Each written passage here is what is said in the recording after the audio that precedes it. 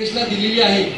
250 शक्ती केंद्र प्रमुख काही ठिकाणी नवीन नेमायचे आहेत नियुक्त्या।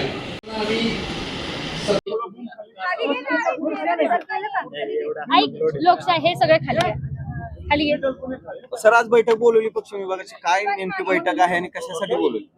खरं तर आपल्याला सर्वांना माहित आहे की संपूर्ण देशभरामध्ये, महाराष्ट्रामध्ये नाही देशामध्ये संघटन पर्व सुरू आहे। संघटन पर्वाचा अंतिम टप्पा हा आता सुरू झालेला आहे।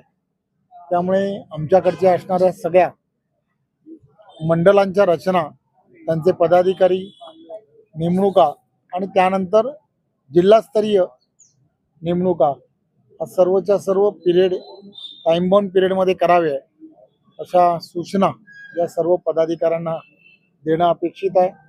त्यामध्ये काय अडचणी आहेत, कोणाशी काय बोललं पाहिजे हे प्रत्यक्षात त्यांच्याशी चर्चा करणं ही अपेक्षित आहे।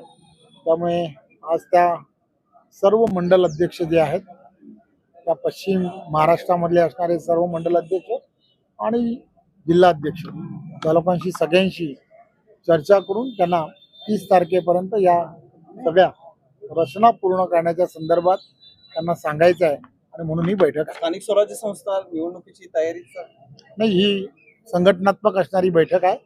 संघटनात्मक रचना त्या पूर्ण करणं असं अपेक्षित आहे। त्यामुळे त्यासाठी असणारी ही बैठक आहे। प्रवीण गायकवाड